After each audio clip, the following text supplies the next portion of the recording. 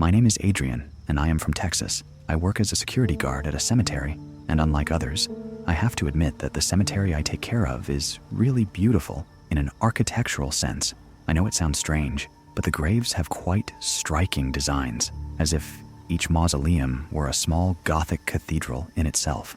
Additionally, each tombstone and ornament maintains the site's aesthetic and design. Unfortunately, not everything is so good, due to the beauty of the place and the presence of some materials of relative value, such as marble and granite slabs.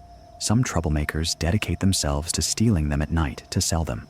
Bearing this in mind, families pay a little extra for good security. Instead of working alone, I have 2 colleagues with whom I do regular patrols to deter any opportunist who might think it's a good idea to steal from the deceased. I've been working for 3 years now, and well, although I was quite nervous at first, over time I felt more at ease. I convinced myself that those rumors about cemeteries being full of ghosts were just that, myths. Little did I know how wrong I was.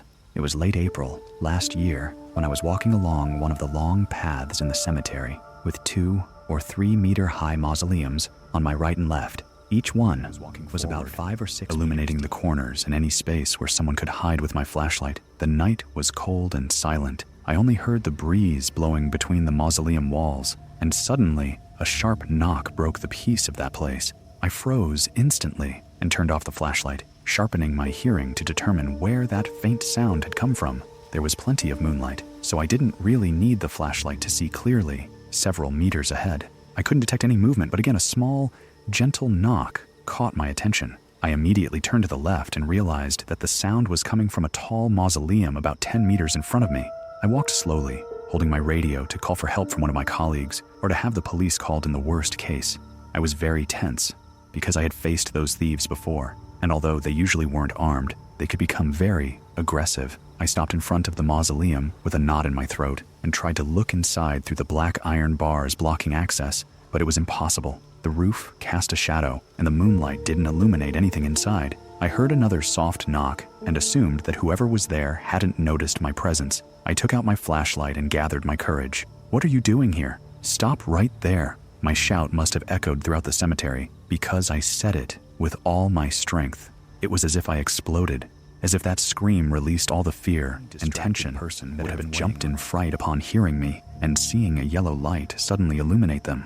But that tall, dark entity standing at the back of the mausoleum, with its gaze lowered and forehead resting on a marble slab, didn't even turn to look at me at that moment. Before that, it struck the slab once more with its forehead, while I watched it with my mouth open, paralyzed by panic, unable to respond to my colleagues' calls asking what had happened as they heard me scream from afar. Every nerve in my body told me that what was in front of me was not a person. I froze as it slowly turned toward me. My flashlight trembled in my hands as that figure took slow steps toward the exit and firmly gripped the bars with pale, decrepit hands, as if it were a prisoner inside that mausoleum. It held my gaze. I couldn't focus and couldn't distinguish any other feature besides its hands. That entity managed to make me lose my self-control. I felt my legs melting away and my arms tensing from the shock, and suddenly, it spoke, open. The voice of this being is hard to describe. It was rough, deep, as if it spoke from the stomach rather than the throat. I can't explain it clearly, but I do know intense terror I have ever experienced. I dropped everything in my hands, flashlight and radio, and ran and kept running like a madman until I reached the western entrance of the cemetery. There was one of my colleagues trying to calm me down, although it was useless. For the next hour, I was trembling with fear inside the guardhouse and even vomited when no one saw me. When I finally managed to calm down, my 2 colleagues were gathered and they asked me again what had happened. I barely managed to explain to them what I saw without having another panic attack. They looked at each other with concern, and together they walked in that direction. Every minute waiting for their arrival was tense for me, watching the darkness around me, fearing that at any corner behind a tomb, that entity was watching me again. However, after 15 minutes, they called me on the phone. "Hey Adrian, there's nothing here." I felt like my heart sank to the floor, not because I was afraid they wouldn't believe me, but because I thought that thing had managed to get out. I pressed myself against the wall of the security booth and kept nervously watching the door while listening to my colleagues tell me they wouldn't say anything to the boss. Returned with my radio and flashlight. I had to go back to work and reluctantly continued walking through the cemetery. though I avoided the place where I saw that thing at all costs. I held my breath every time I passed by a mausoleum, terrified to look inside those deep crypts, to illuminate them and see that creature inside. I wanted to convince myself that everything was resolved, that nothing else would happen. But when I heard a faint knock several meters behind me, I ran, like crazy, until I reached the eastern gate, where my post was. I didn't move from there until dawn. Without a doubt, the longest night I've ever spent on that job. The next day, I talked to my girlfriend about it, and she convinced me it could have been a well-orchestrated prank by my colleagues. They had never shown themselves like that before. They were two older men, quite serious and mature, so it was hard for me to believe they were capable of it. However, after asking them, they confessed that the second knock I heard had indeed been one of them. But at the same time, I felt very relieved. So I asked them how they managed to get someone inside a mausoleum, which the two had been there. They both fell silent before answering very seriously. "Adrian, we didn't do that." I was quite upset and insisted they tell me if they had already confessed to the other thing. They could just say it was all they're doing and leave the joke there. But no, both swore on their daughters and grandchildren that they didn't plan it. When they arrived, they found my radio and flashlight lying on the ground amid several empty mausoleums. They all checked, but saw nothing strange. Then they thought I had imagined it, that I was suggestible, that after 2 years, my imagination had finally betrayed me. I told them the story again, and this time they did seem convinced that I was experiencing something real, but they couldn't explain exactly what it was. They advised me to avoid that place for a while, for my own good, and I will never forget what one of them told me. "Don't go around there. You never know. Something lurking in the place might get obsessed with you. These things sometimes happen in this line of work." That night, I worked quite normally, hearing faint and distant knocks on the marble. Specifically on that mausoleum I could see from a distance outside my guard booth. A week passed, and in that cemetery, I have my grandmother and some uncles whom I cared for deeply. I asked my girlfriend to accompany me to visit them, and although she was reluctant, she came with me. She complained about why I had to go to the cemetery during the day if I spent all my nights there anyway, but she soon understood my true intentions. Instead of going to my grandmother's grave, we took an alternate path toward the mausoleum that had been causing me so much fear in recent nights. We arrived, and I shone my flashlight inside. It was empty. No flowers, no vases, no lit candles. The plaques were covered in dust, and the interior was generally quite dirty. Just marble and stone tombs, except for something in a corner hidden in the darkness, a pile of small yellow bones.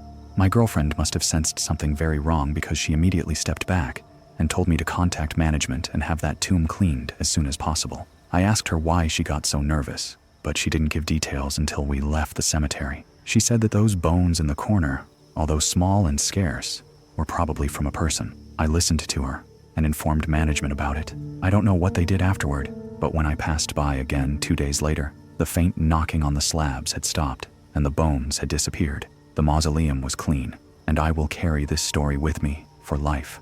I have no idea how those yellow bones could have gotten inside that mausoleum without breaking the bars, but undoubtedly, something is connected. Either with good or bad intentions, put them there to get rid of them. I hope I never have to experience something like that again, but as my colleague told me, these things sometimes happen in this line of work. Subscribing and liking really helps this channel. If you've listened to my content before, liked it, and are enjoying what you hear in this sector, I would appreciate it if you pressed the subscribe button. Good night. My name is Alexandra, and I am a tomb and gravestone restorer. I know it's not a very well-known job within cemeteries because most people think there are only gravediggers and night watchmen here, but we are also those who take care of the gravestones and mausoleums. I am responsible for keeping marble, granite, plaques, and all that in good condition, especially in places where the graves have some historical value. Families can also hire us to clean the grave of a loved one more professionally than they could do themselves, or directly from cemeteries when they want to recover a section that has fallen into neglect. I inherited this work from my father, and he in turn inherited it from my grandfather. We are the only ones in our area doing this, so I don't lack work and I'm doing relatively well, although sometimes in my line of work, I am exposed to some strange and unpleasant events, and there are some graves that are, how can I say it, heavy. I want to make it clear that my job does not involve disturbing the rest of the dead. What I do is for aesthetic purposes, so that cemeteries look good and the graves have a better appearance. But there are spirits that completely oppose this activity. Don't ask me why or how they let me know. I usually hear unexplained sounds, knocks near the grave, whispers. Due to the nature of my work, I am usually alone, so hearing a voice nearby is already an indication that something is happening. Also, many cockroaches, flies, and yes, I know it might seem normal if you're cleaning such a place, but the truth is, you don't notice when there's something else attracting them to bother you. At first, these situations made me very nervous, and my dad had to deal with them, but little by little, I lost my fear, and he explained to me that many times it helps to talk a little with the deceased. I didn't understand until one day he took me with him to a very heavy grave, where I even felt like they were pulling my hair. During the entire hour he spent polishing and restoring the broken parts of that stone grave, I kept telling the deceased that everything was fine, that her family had paid to make her with what we were doing, and that she shouldn't worry. Then she started talking to her grandchildren and children, telling them the news, and I couldn't believe my eyes when I saw that in that place. During the hours we were there, a lot of peace was felt. I began to apply the same tactic, and sometimes it works better or worse, but without a doubt it helped, except on one occasion. Without a doubt, the most complicated job I have encountered. I won't say his name for obvious reasons, but I will call him Mr. Martinez. It turns out that Mr. Martinez was not buried in a conventional grave. His family had enough money to pay for his mausoleum. It was quite beautiful in a large cemetery. The family didn't want to be pessimistic, but the grandmother was already 97 years old, and well, nature sooner or later does its thing, and sometimes you have to be prepared. They wanted the mausoleum to be in excellent condition in case they needed to receive her. They explained to me that at the moment, only her late husband, Mr. Martinez, was inside. I accepted the job, they gave me the keys, and I went straight to the cemetery, even though it was already 2 p.m. I thought that since it was such a large tomb, it would be better to start right away. I arrived around 3:30. The mausoleum was at the end of a very beautiful paved path, with stunning graves and an eye-catching architecture with columns and arches. Architecture like expert, but I can recognize that it was a beautiful building, at least in its structure. The reality is that when I approached, I started to notice the most obvious signs of neglect. Withered grass and a lot of weeds around, the wood of the door unpolished, and moss accumulating between the stones. How long had it been since anyone cleaned that place? It was implied that I would also do gardening work and exterior maintenance, but I never expected to find everything so deteriorated. Since the cemetery was supposed to handle basic upkeep, I returned to the administration office and only received evasive answers. They couldn't explain why the gardening and cleaning staff always avoided that place. I soon discovered why. I retraced that path with all my work materials, brooms, cleaning products, trash bags. I opened the mausoleum door with a mask on, and God knows it wasn't intentional, nor did I want to be dramatic. It was full July at 4 p.m., hot outside, but as soon as those rusty hinges moved, I felt a blast of icy air hit me, taking my breath away and making me stagger. I quickly composed myself, although I didn't understand why it was so cold inside. I tried turning on the light just because, technically, the mausoleum was connected to the cemetery's electrical network, but it didn't surprise me that it didn't work. Another thing I wanted to complain to the administration about, but I resigned to do it the next day. I took out my phone, turned on the flashlight, and it was terrible. Dust and cobwebs like I had never seen in my life. The mausoleum was about 15 meters deep and 9 meters wide. It even had stone benches for visitors to sit on, and vases for flowers, but saying that things were in a terrible state would be an understatement. The vases were broken on the floor, and the ceiling lights were ripped out and hanging precariously from a wire. That explained the lack of light. At the very back, I could make out what I suppose were once flowers, and in the center of the mausoleum, a marble niche. It took me nearly an hour to make my way through all the cobwebs, alert so that nothing would bite me, and I confirmed the identity of the only occupant, beloved husband, father, and brother. The bronze and silver plaque had a quite beautiful engraving, although the epitaph was brief and lacked sentiment. The photo, on the other hand, somehow reflected my client's character. Cold, serious, expressionless. I placed my hand on the marble plaque and suddenly felt what I can only describe as a shock of electricity from my heels up to the base of my neck, as if someone had attached an electric cable to my back. I dropped the marble plaque and quickly turned toward the mausoleum entrance. Hidden behind the door, just peeking out with his head in hand, I saw someone watching me, though backlit and unable to tell who it was. I greeted loudly, thinking maybe it was an employee or visitor, but when I stepped outside, there was no one there. At that moment, I sighed and only asked God that this wouldn't be one of those heavy jobs. I finished opening the doors to let in as much sunlight as possible, and since I had little time left, I started sweeping away the dust and broken vases. I collected them in bags, and by the time I finished, it was already 6 p.m. A guard shouted at me from a distance, informing me that they were evacuating the visitors from the mausoleum. I locked the mausoleum and went home. I returned early the next morning with flashlights to illuminate the place properly and informed the family that they would need to hire an electrician.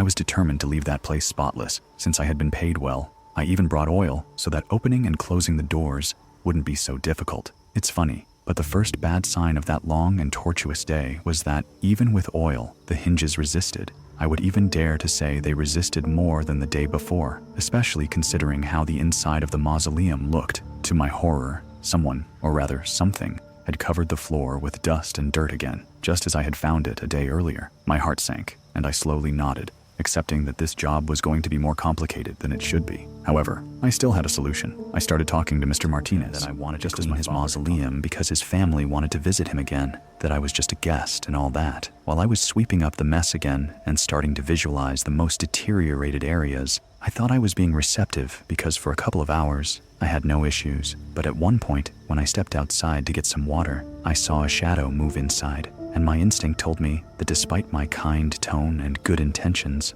I was not being welcomed. The hinges of the doors squeaked, and a deep, guttural whisper echoed through that long mausoleum. I'm not going to lie, I didn't understand what it said, but I know it wasn't kind words. I seriously reconsidered whether to continue with that job or not, but since I was already there, at least I would do all the gardening work possible. I started mowing the grass, watering it, removing weeds, and doing everything necessary to restore the garden while ignoring the whispers and knocks inside the mausoleum. I was grateful it had no windows, because I'm sure I would have seen someone looking at me from inside more than once. The atmosphere was tense. I could feel it in every step I took. Something inside me kept telling me so. Around 4 p.m., I was finishing up. I brought wildflower seeds, and after scattering them, I tried to enter the mausoleum to look for the 2 camping flashlights I had brought to light up the place. I felt the doors vibrate forcefully, as if they were about to close. I stayed firm and pretended not to be afraid, even though my legs trembled with terror. It was like walking in a nightmare. Every step to the exit was like carrying 1,000 kilograms of sand on my back, and I felt like I was running out of breath. As soon as I descended the stairs to the stone path leading to the mausoleum, I felt the door slam shut behind me with force, and the flashlights were burned out, each tiny LED destroyed. I don't know how I managed to control myself so I wouldn't cry. I grabbed all my equipment and left that horrible place, understanding too late a very important detail. That place had been abandoned for years, and very likely the family knew something they weren't telling me. The next morning, I called my contact from the family, a son of Mr. Martinez, whom I will call Enrique. He was a mature man, 20 years older than me, serious and quite reserved. I feared he wouldn't believe me, but as soon as I tried to talk to him, he instantly guessed why I was calling. You haven't let me clean it, honestly. I was left speechless for a moment and asked if I could visit him. He said I was welcome anytime, so I drove straight over there. He welcomed me willingly, and I began to explain to him why it was impossible for me to finish the job he had entrusted to me. I promised a 70% refund, since I was only able to do gardening and maintenance outside the mausoleum, but he was very generous and told me it wasn't my fault. And he confided in me a family story that was hard to believe. I won't go into details because that is no longer my story, and it's not my place to spread it. But Mr. Martinez was perverse, ruthless, and cruel. Something very good for accumulating wealth, but terrible for the family. Apparently, his personality transcended death, and over the last 30 years, he miserably repelled any family member who visited the mausoleum, preventing it from being cleaned or maintained. Eventually, they gave up, although they didn't know that the cemetery staff had also abandoned that task. That's why they sent me in, the hope that an outsider wouldn't provoke Mr. Martinez's hatred. Unfortunately, that his remains be moved elsewhere, and although luckily Mr. Enrique did not misinterpret my intentions nor get offended, he told me that it was impossible. Mr. Martinez was attached to that place, and if someone tried to take him away, well, he might return to the family home or pursue some family member. The best thing was to leave him there, let him be in peace, in solitude, as he always wanted. As for them, they would look for another place to lay their loved one's remains when the time was right. We parted ways with a bittersweet feeling. Without a doubt, it was the darkest job I've ever had to undertake, and the first one I had to quit. I hope this scenario never repeats itself because of the sense of threat I experienced there, which will mark the rest of my life. Let's continue. How are you? My name is Julio, and I am the night watchman at a cemetery in the state of Chiapas. I prefer not to say exactly where to prevent this story from attracting curious people who might disturb the peace of the deceased. And mine, of course. I've been working here for about 10 years, and honestly, it's a quite peaceful and relaxing job. Many people believe that many supernatural events happen in cemeteries related to the remains of those who rest here, and although I can't deny that sometimes spirits, what I like to call mischievous spirits, do appear, It's neither common nor something that lasts very long. The few times it has happened, the souls of the deceased barely make themselves known. They tend to calm down over the months, and paranormal activity gradually ceases. Of course, all this is based on my personal that strange things happen in cemeteries. And this is where my story fits in. About 6 or 7 years ago, a flock of crows started taking residence in the cemetery. They rest in the surrounding trees and green areas and generally do nothing bothersome. In fact, I've noticed that they often eat pests that get into the cemetery, like cockroaches and even rats. Yes, they are quite intelligent and can actually hunt. Visitors aren't very happy with their presence because they see them as bad luck, but I like them, and luckily, the municipality has never done anything to scare them away. While doing my rounds at night, alert to ensure no one had jumped over the perimeter wall and was inside the cemetery, I could see them out of the corner of my eye, standing on crosses, tombstones, and mausoleums with their bright eyes fixed on me. They're just crows, or at least that's what I thought. The first time I heard them speak was one night, I believe December 2019. It was before the pandemic, I'm sure of that. It was cold that night, and I was wearing a rather thin jacket, so I was feeling a bit uncomfortable. Around 2 a.m., I went to continue my rounds on the west end of the cemetery, and the crows were nearby. I could hear their caws, and at one point, after sneezing, I clearly heard a voice to my left, "Merry Christmas." I was startled, assuming someone had sneaked in and was right next to me. I jumped and shone my flashlight at the tombstone beside me. There was no one there, but I noticed that a crow was standing on the cross, staring directly at me. It let out a loud caw, and a moment later, a high-pitched voice. Explaining to you the level of my horror upon seeing and hearing that is impossible. My soul left my body, and I think I've never lost my composure so much in my life. I ran as fast as I could upon seeing it, terrified by what I had just experienced. I ran so quickly that I even felt like I was floating until I reached the entrance. I locked myself in the guardhouse, looking outside in terror while searching on my phone for some logical explanation for what I had just lived through. Well, after a quick search on the internet, I discovered that crows can learn to talk, or rather, they can learn to imitate sounds, words, and short phrases. That made me feel a little more at ease. Maybe that crow heard several people repeat that phrase. Although it's most common for crows to learn to speak in captivity, it wasn't impossible for cemetery crows to learn to talk if they constantly listened to visitors. I calmed down, and an hour later, I went back out. I passed by several tombs and crows, but I didn't hear a single word more. Weeks later, around 8 a.m., when my shift was starting, I was talking with the afternoon guard and told him what had happened to me. He laughed because he didn't know that such things could happen. The night was cold again, and I was doing my last round to clear out any lingering visitors. There was fog, and as always, the crows were gradually appearing. The fog made it hard for me to see clearly, but my flashlight was powerful. However, that afternoon, I felt something strange, like fear. I was restless and had a deep sense that something was about to happen. I heard the flapping of a bird landing on one of the tombs. How cold. Once again, one of those crows was speaking. I stayed still so I wouldn't run away, and I kept looking at it carefully, trying to identify any feature that would tell me if this crow was the same one from last time. Meanwhile, it returned my gaze, turning its head every now and then. I sighed, understanding that it was just an animal, and as a joke, I replied, "Yes, so cold." I started to get nervous and continued walking along the path, trying to ignore everything that crow was cawing as I moved away. There was no one left in the cemetery anymore, and although I convinced myself they were just animals that had learned to imitate human expressions, I began to feel somewhat nervous when doing rounds. I left the guardhouse and ventured down one of the paths, looking among the tombs, just like always, with distant caws and flutters, and again, a crow speaking, but this time from atop a mausoleum. "Sorry, forgive me, Sophia," said the crow. It's hard to describe how tense that moment made me feel, and the anxiety I experienced when I saw the crow again with its bright eyes fixed on me. I moved faster, and a couple of minutes later, it happened again. "Don't leave me! Don't leave me!" A crow on a tomb was repeating the same plea. I remembered what I had read on the internet, and understood that those were words it had been hearing. Someone had been teaching it all that. But who? Who spends so much time in the cemetery to teach crows such a wide range of words and expressions? The answer to my question came a few days later. I had arrived early one afternoon and stayed at the entrance talking with a colleague who worked doing engravings. I'll call him David. At one point, a family was leaving, an elderly woman with 2 young men, accompanied by a grandmother who was walking slowly with a black veil. That was a pretty common scene, and I didn't pay particular attention until I overheard their conversation.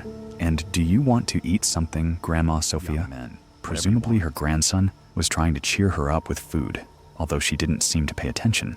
However, I kept watching them with some amazement, clearly recalling what I had heard the crows say a few days earlier. David noticed and asked me what was wrong. I told him everything in detail, and he confirmed that the mausoleum where I saw that crow shouting, "Sorry, Sophia," belonged to that family. Although the first relative buried there was the husband of that woman, it was very recent, which is why she went there every day, even though I never saw her, because they usually left earlier. I stayed alone for a while afterward, thinking about what I had just heard.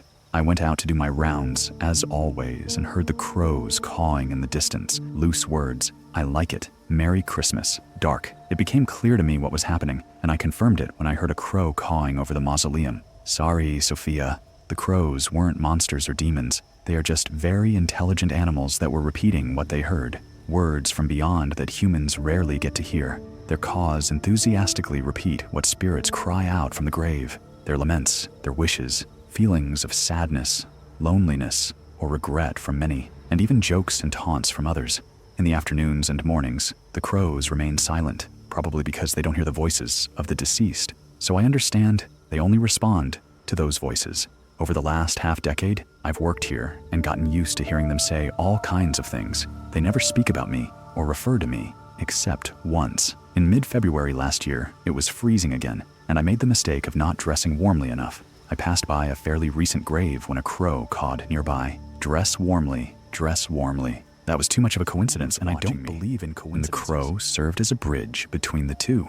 I never forgot my jacket again when it was cold. Without a doubt, they are quite intelligent and mysterious animals, capable of seeing, hearing, and feeling things I cannot. That has allowed me to realize that despite the calm that is felt in a cemetery at night, the reality is different. At all times, there are people crying, people talking, and people who, even if only for a brief period, are there in the cemetery, watching me pass by while I do my rounds. Thank you for reading me, Glenn. Let's continue. I am a gardener at a cemetery, and my job involves keeping the common areas free of weeds, ensuring the grass is always short, and making sure the flowers decorating the walkways are well maintained. Of course, that's when visitors don't pick them to place on their loved ones' graves. Anyway, I spend more time replanting flowers than caring for them.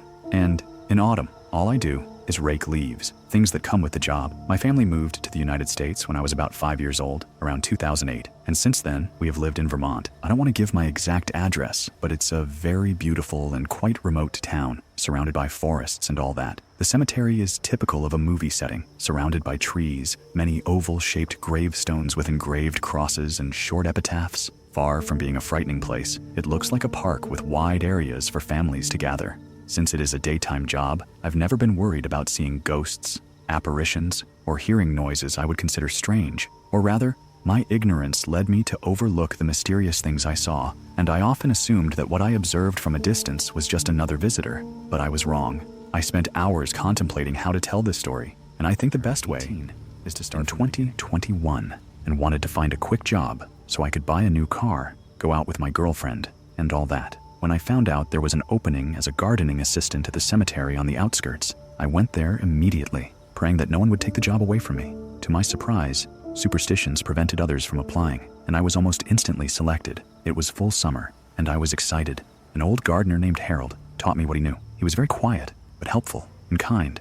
I had nothing to complain about. One day, while watching a few visitors come and go, something caught my attention. Very far away, in an empty plot of land, someone was jumping, or rather, dancing. I asked Harold about it, and with the indifference that always characterized him, he said, "Don't pay attention. It disappears after a while." I quickly learned that trying to get more answers than necessary from Harold didn't lead to good results. I assumed it was a girl who went there to practice her dancing and left it at that. As I mentioned before, that cemetery was a rather beautiful natural place, and it made sense that if you managed to ignore the fact that it was a cemetery, you could enjoy your time there in a peaceful spot surrounded by nature, without music or many people. Throughout the summer and part of autumn, I kept seeing her, always from afar, dancing among trees and plots far away that no one ever visited. I felt curious, and on more than one occasion, I approached carefully to see her better, or perhaps to say hello, but it was impossible. When I thought I was close to her, she had actually already left. One autumn day, Harold noticed this, and quite seriously, told me not to follow her, not to try to chase her. I didn't dare contradict him or ask for an explanation. I simply nodded, and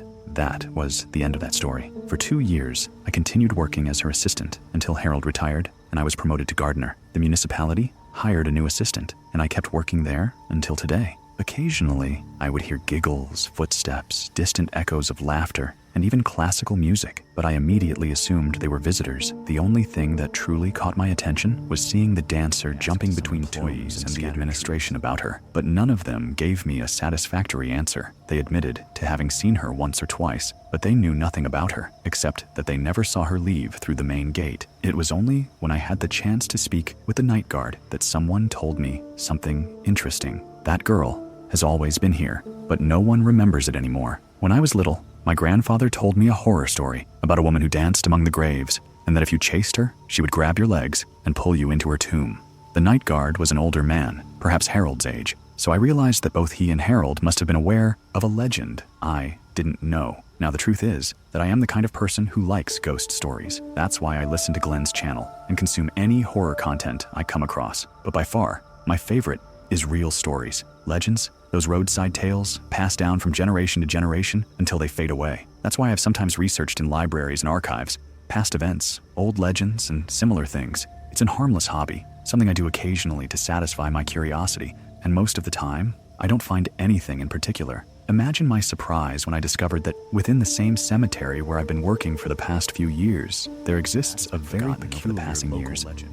For me, it has always been a quiet, peaceful place. But about 90 years ago, the site carried a strange legend. Many visitors claimed to have seen someone dancing among the graves, a young girl moving between the tombstones, spinning and jumping as if she were a ballet dancer. Of course, everyone was scandalized at the time. How dare she dance among the graves of the deceased? It was considered an excess, a lack of respect. But when authorities tried to catch her to remove her from the cemetery, she would usually disappear into the surrounding woods. Gradually, the legend of the restless spirit of a ballet dancer grew. Things got even worse when a boy disappeared there in the 1940s. They said that the boy chased her deep into the forest, and well, she took care of him. Keep in mind that back then, the cemetery was smaller, so seeing her was much more common. But little by little, as the town grew, the cemetery expanded and people moved away. The legend faded until eventually, people, like me, began to confuse her with just another visitor. Now I knew the truth, and when I saw her, I had a deep desire to confront her, to see her up close. I had never experienced anything paranormal before, and that's why I was excited about the idea of finally seeing if all I had read and heard was true. Well, community, let me tell you that all of this is real, and I will never forget what I lived through at the end of 2024. For a year, I knew that the supposed dancer I could see from a distance was some kind of specter, a restless spirit that the few visitors to the cemetery usually ignored. I struggled to follow Harold's advice from years ago with a cold, dry, don't try to chase her. But I couldn't hold back any longer. One October afternoon, while raking leaves, I got my chance. It was quite cold, and the fog prevented me from seeing very far. The cemetery was completely deserted. It was just me, my assistant in another plot, and the gravediggers at the entrance of the cemetery. Throughout the day, I hadn't seen a single person walking among the graves, so it threw me off quite a bit when I suddenly heard a feminine giggle nearby. I immediately stopped and looked around, but all I saw were some trees, tombstones, and be a visitor. I thought almost automatically, although suddenly I realized how stupid that thought was. It was obvious that I was alone, and even though the fog surrounding me didn't allow me to see many meters beyond, I still knew that across that green field full of tombstones, she was dancing. I started walking cautiously toward the woods so as not to trip over any graves, and a strange feeling twisted my stomach when once again, that giggle echoed nearby. I was scared. I felt like I was getting involved in something I didn't understand. The fog cleared a little, and my heart sank when I saw her just over 20 meters away, spinning around a tombstone with an inexplicable lightness and ease. She looked small, about 1.5 meters tall. Her eyes were closed, and she was wearing a pale pink dress that seemed very old. I saw her in the frozen detail of where she was, her brown hair tied in 2 buns, and her white skin. Suddenly, she froze on tiptoe on top of the tombstone. She bowed deeply, and before I could react, speak, applaud, or say anything, a terrible scream made me recoil in terror. I shouted loudly as she remained still like a statue. I took several steps back, tripped over a tombstone, and fell to the ground. Once again, silence took over that cemetery, and I stayed there lying on the ground, looking up at the sky as it darkened, afraid to move. The idea that anything I did might provoke a scream from that specter terrified me, but after a few seconds, I decided to act. I looked ahead again, and she was no longer on the tombstone. I got up cautiously, looking around to see if it had all been just a prank by the administration, or the grave diggers, who usually had quite a heavy sense of humor. No one was in that area, except me, and she, who had been watching me intently from behind a tree in the woods, did not stop watching me either. I didn't dare move until I started my way back to the tool shed, running as fast as I could. I didn't tell anyone at first because, well, let's just say my friends and family are quite skeptical, so much so that they would have considered taking me to the doctor for a scan. However, when I had the chance to talk to the night guard, I told him everything I had seen. He didn't seem surprised and confirmed that what I did was reckless. You don't know what kind of spirit it is, what intentions it has, or what sorrow keeps it in this world. Don't tempt it into doing anything to you. Unfortunately, I haven't seen Harold again, but I suppose he would have told me the same thing. Since then, I've continued working at the cemetery and never followed the ballet dancer from valet again. I also haven't spread the story around town. This is the first time I'm telling it. I tried to investigate more about her to find out her identity and story, but there was no way. There's nothing in the city records about that dancer, besides the legend, of course. As for her name, I tried to find out by reading the oldest tombstones in the cemetery, but I couldn't find anything specific. There were at least 5 women who were dancers, and 2 who were dance teachers. Any of them could be the spirit I saw, although I suspect the youngest of all. I won't say her name out of information about her past. Something tells me she is the one. Sometimes, especially in the late afternoons or very early mornings, I see her dancing from a distance, away from curious eyes. Although there is one more detail that I find especially terrifying, particularly for me. Sometimes I see her stop, and although it may sound egocentric, I feel like she's looking back at me. I promise I will never follow her again, and I hope that someday her show will end so she can rest. If you have more stories or experiences related to your work or strange phenomena in cemeteries, I would be happy to hear them. And always remember to maintain respect for these spaces and their stories, as they hold much more than what we can see with the naked eye.